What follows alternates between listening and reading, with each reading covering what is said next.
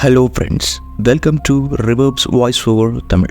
இன்றைக்கி நம்ம இந்த வீடியோவில் ஒரு சுவாரஸ்யமான ஹாண்டட் ஸ்டோரி தான் பார்க்க போகிறோம். ஸோ இந்த வீடியோ நீங்கள் புதுசாக பார்க்குறீங்க அப்படின்னா, அதாவது நம்ம சேனலுக்கு நீங்கள் புதுசு அப்படின்னா நம்ம சேனலை மறக்காமல் சப்ஸ்கிரைப் பண்ணிக்கோங்க. இல்லை ஆல்ரெடி சப்ஸ்கிரைப் பண்ணியிருக்கிறவங்க அப்படின்னா நம்ம சேனலை கண்டிப்பாக லைக் பண்ணிக்கோங்க ஃப்ரெண்ட்ஸ். வாங்க ஃப்ரெண்ட்ஸ், டைம் வேஸ்ட் பண்ணாமல் வீடியோக்குள்ளே போகலாம். Haunted post office. ஒரு சிட்டியோட மெயின் ரோட்டில் ஒரு போஸ்ட் ஆஃபீஸ் இருந்தது.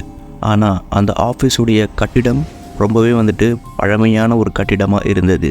அதனால் ஒரு சின்ன சின்ன வேலைகள் மட்டும்தான் அந்த போஸ்ட் ஆஃபீஸில் நடந்துட்டு வந்தது. சில வருடங்களாக அங்கே வேலை முடிஞ்ச பிறகும், அதாவது அந்த கட்டிடத்தில் வேலை செய்யக்கூடாது அப்படின்னு சொல்லியும் சிறு வேலைகள் அந்த போஸ்ட் ஆஃபீஸில் வந்துட்டு இருந்துதான். அந்த சிட்டியில் நிறைய போஸ்ட் ஆஃபீஸ்கள் இருந்தும் ஆனால் இந்த போஸ்ட் ஆஃபீஸ் மட்டும் ஃபேமஸ் ஆனதுக்கு அதாவது ஒரு திகிலூட்டும் ஒரு காரணம் இருக்குது. அங்கே எந்த ஒரு ஆஃபீஸரும் தங்குறதில்ல. அந்த ஆஃபீஸுக்கு யாரும் போஸ்டிங் கேட்குறதும் இல்லை. அதாவது அதை பற்றி இன்ட்ரெஸ்ட்டும் எடுக்கிறதும் இல்லை. ஆனால் இந்த விஷயம் யாருக்கும் புரியவே இல்லை.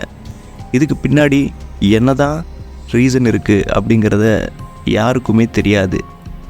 5 ஆகஸ்ட்டுக்கு ஒரு புது ஆஃபீஸரை நியமனம் பண்ணுறாங்க அந்த பழமையான போஸ்ட் ஆஃபீஸ்க்கு.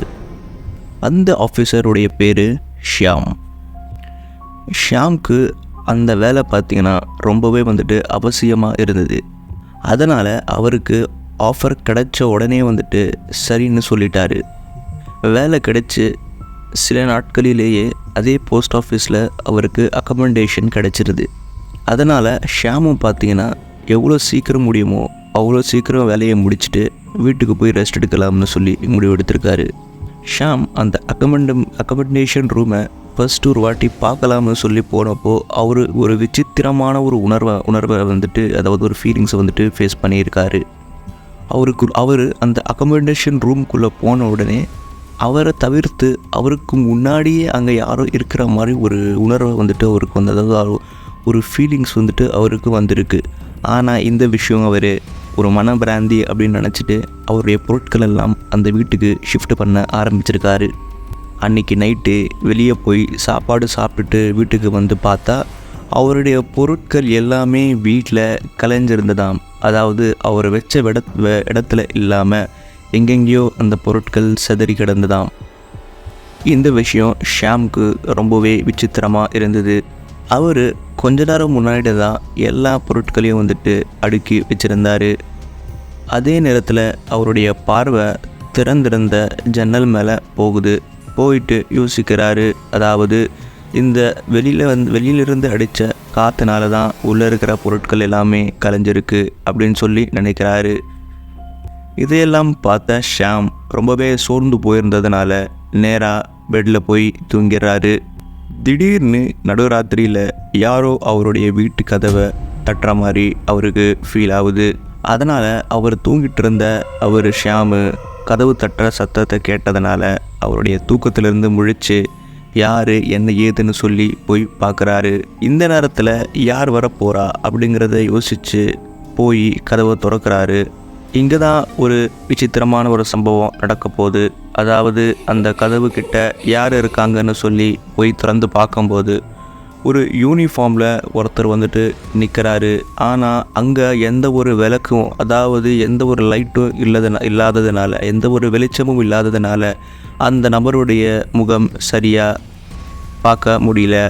அதுக்கப்புறம் ஷியாம், ஏங்க இந்த நேரத்தில் ஏன் கதவை தட்டியிருக்கீங்க அப்படின்னு கேட்டப்போ அந்த நபர் எந்த ஒரு பதிலையும் சொல்லலையாம். அதனால் ஷியாம் மறுபடியும் ரெண்டு மூணு வாட்டி அதே கேள்வியை கேட்டப்போ, அதாவது ஏங்க நடுராத்திரியில் கதவை தட்டியிருக்கீங்க அப்படின்னு கேட்டப்போ மறுபடியும் அவரிடத்திலிருந்து எந்த ஒரு பதிலும் வரலையாம். ஆனால் ஷியாம் யாரு தான் அப்படின்னு சொல்லி தெரிஞ்சுக்கிறதுக்காக வீட்டுடைய லைட்டை ஆன் பண்ணிட்டு பார்த்தப்போ அந்த வாட்ச்மேன் அங்கிருந்து அதாவது மாயமாயிட்டாராம். அதுக்கப்புறம் ஷியாமுக்கு முன்னாடி யாருமே இல்லை. இந்த விஷயம் ஷாமுக்கு ரொம்பவே வந்துட்டு அதிர்ச்சியாக இருந்தது. அதாவது என் கூட என்ன தான் நடக்குது அப்படிங்கிறத அவருக்கு ஒன்றுமே புரியலை. இருந்தும் அவர் ரொம்பவே சோர்ந்து போயிருந்ததுனால மறுபடியும் பெட்டில் போயிட்டு தூங்கிடுறாரு. ஆனால் அவர் பெட்டில் போய் படுத்து 5 நிமிஷத்துக்குள்ளேயே மறுபடியும் கதவை யாரோ தட்டுற மாதிரி அவருக்கு சத்தம் கேட்குது. இந்த முறை ஷாம் ரொம்பவே கோவத்தோட கதவை போய் திறக்கிறாரு.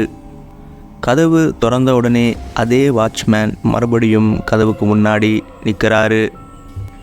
கதவுக்கு முன்னாடி நின்றிருந்த வாட்ச்மேன், நான் டார்ச் லைட் எடுத்துகிட்டு வரலாம்னு சொல்லி போயிருந்தேன். அப்புறம் நான் இங்கே தான் கிட்ட இருக்கிற ஒரு லாட்ஜில் தங்குறேன் அப்படின்ற மாதிரி ஷாம் கிட்ட சொல்கிறாரு.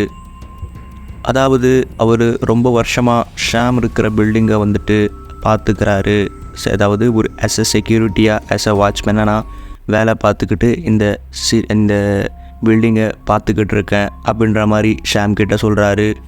அப்புறம் அவர் ஷாம் வீட்டில் இருக்கிற டேப்லேருந்து தண்ணி ஒழுகுது, இதனால தான் டேங்க்கு சீக்கிரமாக காலி ஆகிட்டுருக்கு அப்படின்ற மாதிரி ஷாம் கிட்ட சொல்கிறாரு. அப்புறம் கொஞ்சம் போய் டேப் திறந்துருக்கா போய் பாருங்கள், திறந்துருந்தா மூடி வச்சுருங்க அப்படின்ற மாதிரி அந்த வாட்ச்மேன் ஷாம் கிட்ட சொல்கிறாரு. அவருடைய பேச்சை கேட்ட ஷாம் அவருடைய டேப்பை போயிட்டு, அதாவது பாத்ரூமில் இருக்கிற டேப்பை போயிட்டு பார்க்குறாரு. உண்மையிலேயே டேப்லேருந்து தண்ணி ஒழுவிக்கிட்டு இருந்தது. அதை போயிட்டு ஷாம் மூடிட்டு வராரு. இந்த விஷயத்துக்கு அப்புறம், இந்த நைட்டுக்கு அப்புறம் ஷாமுக்கும் அந்த வாட்ச்மேனுக்கும் கொஞ்சம் கொஞ்சமாக ஒரு நட்புங்கிறது உருவாகுது. 2 பேருக்கும் வந்துட்டு பார்த்திங்கன்னா தினமும் ரொம்பவே ஒரு பேச்சுங்கிறது, அதாவது ஒரு நட்புங்கிறது உருவாக்கிட்டே இருந்தது, அதாவது அதிகமாகிக்கிட்டே இருந்தது. அந்த வாட்ச்மேன் அவருடைய ஷிஃப்ட்டு முடிஞ்சிட்டு ஈவினிங்கில் தான் வருவாராம், அதாவது சாயந்தரமாக தான் வருவாராம். இதே மாதிரி நடந்துக்கிட்டே இருக்க 1 மாதம் வந்துட்டு முடிஞ்சிடுது. 1 மாதத்துக்கு அப்புறம் ஷாமுக்கு ஆஃபீஸில் ஒரு மெயில் வந்துட்டு ரிசீவ் ஆகுது. அந்த மெயிலில் ஆஃபீஸ் ரிலேட்டடான மெயில்ஸ் வந்துட்டு இருந்தது. அப்படியே மெயில்ஸ் செக் பண்ணிகிட்டே வரும்போது ஒரு அதிர்ச்சியான விஷயத்தை பார்க்குறாரு. அதாவது அதே மெயில்ஸ் பார்த்துட்டு இருக்கும்போது ஒரு மெயிலில் ஒரு இன்ஃபர்மேஷன் வந்துட்டு சொல்லியிருக்காங்க. அதாவது ஆஃபீஸுடைய சேஃப்டிக்காக ஒரு வாட்ச்மேனை நியமனம் பண்ண போகிறோம் அப்படிங்கிற மாதிரி அந்த மெயிலில் சொல்லப்பட்டிருக்கு. இந்த விஷயத்தை பார்த்த உடனே ஷாமுக்கு ரொம்பவே கன்ஃபியூஷன் ஆகுது. அதுக்கப்புறம் தான் என்ன ஏது விஷயம் அப்படிங்கிறத தெரிஞ்சுக்கிட்டதுக்கு அப்புறம் ஷாமுக்கு ஒரு அதிர்ச்சியான ஒரு விஷயத்தை தெரிய வருது. அதுக்கப்புறம் இதை பற்றி ஹெட் ஆஃபீஸில் கால் பண்ணி கேட்டப்போ ஷாமுக்கு ஒரு விஷயத்தை சொல்லப்படுது. அதாவது பல வருடங்களாக அந்த ஆஃபீஸில், அதாவது அந்த பில்டிங்கில் எந்த ஒரு வாட்ச்மேனையும் நியமனம் செய்யப்படவில்லை, அதாவது எந்த ஒரு வாட்ச்மேனும் கிடையாது அப்படிங்கிறத விஷயத்தை அவருக்கு தெரிஞ்ச உடனே அதிர்ச்சி ஆயிடுறாரு. அப்புறம் அந்த போஸ்ட் ஆஃபீஸ் கிட்ட எந்த ஒரு லாட்ஜும் கிடையாது அப்படின்ற மாதிரியெல்லாம் ஷாம் கிட்ட சொல்லப்படுது. இதையெல்லாம் கேட்ட ஷாமுக்கு ரொம்பவே விசித்திரமாக இருந்தது. அப்புறம் நம்ம ரூமுக்கிட்ட வந்து கதவு தட்டி அந்த தண்ணி ஒழுகுதா அப்படின்ற விஷயத்தை கேட்ட அந்த வாட்ச்மேன் திருடனாக இருக்குமா அப்படின்ற சொல்லி யோசித்து அவர் வந்துட்டு ரொம்பவே பயந்து போயிடுறாரு. பயந்து போன ஷாம் ஒரு முடிவை எடுக்கிறாரு. அதாவது இனிமேல் நம்ம அந்த வாட்ச்மேன் கிட்ட கொஞ்சம் தள்ளியே இருக்கலாம் அப்படின்றத முடிவெடுக்கிறாரு. ஆனால் அன்னைக்கு நைட்டு அந்த வாட்ச்மேன் ஷாம் கிட்ட வரவே இல்லையாம், அதாவது ஷாமை சந்திக்கவே இல்லையாம். ஸோ அப்படியே ஷாம் அந்த நைட்டு அந்த வாட்ச்மேன் பற்றி யோசிச்சுக்கிட்டே பெட்டில் வந்துட்டு படுத்து தூங்க ஆரம்பிக்கிறாரு. ஆனால் அப்படி யோசிச்சுக்கிட்டே தூங்க ட்ரை பண்ணிகிட்டு இருக்கும்போது மறுபடியும் திடீர்னு கதவு தட்டுற மாதிரி சத்தம் ஷாமுக்கு கேட்குது. ஷாம் மறுபடியும் எழுந்து வந்து கதவை திறந்து பார்க்கும்போது அதே வாட்ச்மேன் அந்த கதவுக்கு முன்னாடி நின்றுருந்தார். ஆனால் அந்த வாட்ச்மேன் ஷாமோட வழக்கமாக பேசுகிற மாதிரி தான் பேசிகிட்டு இருந்தாராம். ஆனால் ஷாமுடைய பிஹேவியரில் கொஞ்சம் வந்துட்டு வித்தியாசம் தென்பட்டிருக்கு அந்த வாட்ச்மேனுக்கு. ஷாம் நம்ம அந்த வாட்ச்மேனை பார்க்கக்கூடாது அப்படின்னு முடிவு எடுத்துட்டு அவர் பேச இவர் வேற எங்கேயோ கண்ணை வச்சு பார்த்துருக்கிற மாதிரி பேசியிருக்காரு. வாட்ச்மேனுடைய பேச்சை காதில் வாங்காமல் எங்கேயோ பார்த்துக்கிட்டு இருந்த ஷியாம் பதிலே சொல்லலை. அதனால் இந்த விஷயம் அந்த வாட்ச்மேனுக்கு ரொம்பவே கோபத்தை உண்டாக்கிடுச்சு. அந்த வாட்ச்மேன் கோபம் அடைஞ்சதுக்கப்புறம் திடீர்னு ஷியாமுடைய வீட்டில் இருக்கிற விளக்குகள், அதாவது லைட் எல்லாமே வந்துட்டு ஷேக்காக, அதாவது லைட்டுடைய வெளிச்சம் பிளிங்காக ஆரம்பிச்சிருக்கு. இதுக்கப்புறம் ஷியாம் அந்த வாட்ச்மேனுடைய முகத்தை பார்க்குறாரு. ஆனால் முகத்தை பார்த்த உடனே அந்த வாட்ச்மேனுடைய முகம் ஒரு அமானுஷ்ய, அதாவது ஒரு பேயுடைய முகத்தை மாதிரி கண்ணெல்லாம் பெருசு பெருசாகி கண்ணிலிருந்து ரத்தம் வடிகிற மாதிரி மாறிடுது. இதை பார்த்த ஷியாமுக்கு என்ன நடக்குது அப்படிங்கிறதே புரிய வரல. அந்த வாட்ச்மேனும் இதே ஒரு விசித்திரமான ஒரு மொழியில் ஷியாமை பார்த்து ரொம்பவே கத்த ஆரம்பிச்சிருக்காரு. கொஞ்ச நேரம் வரைக்கும் அந்த வாட்ச்மேன் ரொம்பவே கத்திக்கிட்டு இருந்தார். ஆனாலும் ஷியாமுடைய வீட்டிலிருந்தும் விசித்திரமான சத்தங்கள் வர ஆரம்பிச்சிருக்கு. இது எல்லாத்தையும் பார்த்த ஷியாம் இப்போது ரொம்பவே வந்துட்டு பயந்து போயிருந்தார். அந்த வாட்ச்மேனும் கொஞ்சம் கொஞ்சமாக ஷியாம் கிட்ட பக்கமாக வந்துக்கிட்டே இருந்தார். வந்த உடனே திடீர்னு அந்த வாட்ச்மேன் அவனுடைய 2 கையினாலேயும் ஷியாமை கழுத்தை நெரிக்க ஆரம்பிச்சிருக்காரு. அந்த வாட்ச்மேன் முழுமையாக வந்துட்டு பேய் மாதிரி, அதாவது பேயாக வந்துட்டு ஆவியாக வந்துட்டு ஆயிருந்தார். அதாவது ஷியாமுடைய கழுத்தை நெரிக்க ஆரம்பிச்சிட்ருக்கும்போது ஒரு விஷயத்த சொல்கிறாரு. அதாவது ஷியாமும் என்னுடைய நட்பை வந்துட்டு நிராகரிச்சிட்டாரு அப்படிங்கிறத ஷியாம் கிட்ட ஒரு விசித்திரமான ஒரு வாய்ஸில் கத்தி சொல்கிறாரு. இப்போ நான் வந்துட்டு என்னை நிராகரித்த என்னுடைய நட்பை நிராகரித்த ஷியாமுக்கு நான் தண்டனை கொடுக்க போகிறேன் அப்படிங்கிறத விஷயத்த சொல்லி அவருடைய கழுத்தை நெரிச்சு கொல்ல பார்த்தாரு.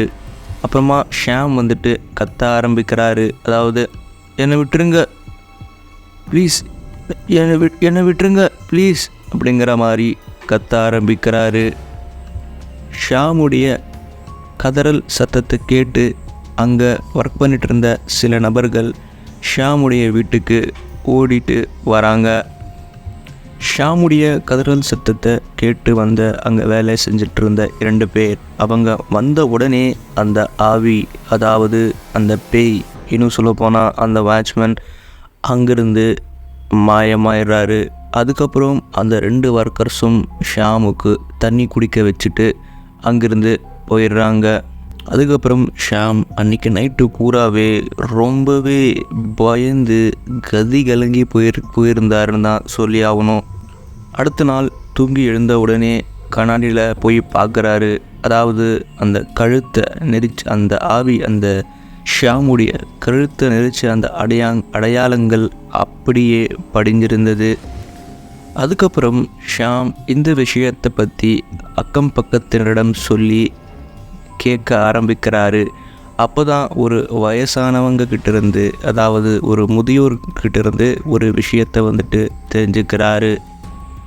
அதாவது அந்த முதியோர் வந்துட்டு சொல்ல ஆரம்பிக்கிறாரு. அதாவது அந்த பில்டிங்கில் 20 வருஷத்துக்கு முன்னாடி ஒரு வாட்ச்மேன் இருந்தார்.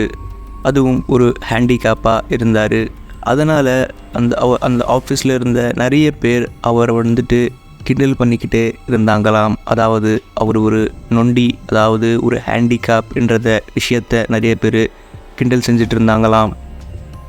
அதனால் அந்த வாட்ச்மேன் இவங்கெல்லாம் கிண்டல் பண்ணுறத பார்த்துட்டு ஒரு சோகமான முடிவை எடுத்துடுறாரு. அதாவது அதே ஆஃபீஸ் ஜன்னலிருந்து குதித்து தன்னுடைய உயிரை விட்டுறாரு. இந்த விஷயத்தை கேட்ட ஷியாம் அந்த ஆஃபீஸ் அண்ட் அவருடைய வேலையை அதே நாள் விட்டுறாரு. ரீசன் கேட்டப்போ அதுக்கும் ஷியாம் வந்துட்டு பதிலே சொல்லலையாம். அவர் வெறும் அன்னைக்கு அந்த ஆஃபீஸை விட்டு போயே ஆகணும் அப்படிங்கிற முடிவோடு இருந்தாராம். ஆனால் ஒன்றுங்க, ஷியாம் இந்த அதிர்ச்சியான ஒரு அமானுஷ்ய விஷயத்தை என்றைக்குமே மறக்க மாட்டார் அப்படிங்கிறது தான் ஒரு நிதர்சனமான உண்மை. ஆனால் என்றைக்குமே அந்த போஸ்ட் ஆஃபீஸில் அந்த வாட்ச்மேன் உடைய ஆவி ஒரு நட்புக்காக எப்பவுமே ஏங்கி சுற்றிக்கிட்டு இருக்கோம். அப்படிங்கிறத மட்டும் ஷாம் நல்லாவே புரிஞ்சுக்கிறாரு. ஓகே ஃப்ரெண்ட்ஸ், இந்த வீடியோ உங்களுக்கு பிடிச்சிருந்தா மறக்காமல் நம்ம சேனலை சப்ஸ்கிரைப் பண்ணிக்கோங்க. சப்ஸ்கிரைப் பண்ணிவிட்டு பக்கத்தில் இருக்கிற பெல் ஐக்கனை கிளிக் பண்ணிக்கோங்க ஃப்ரெண்ட்ஸ். இதே போல் சுவாரஸ்யமான ஒரு நிகழ்ச்சியில் சந்திக்கலாம். அது வரைக்கும் பாய்.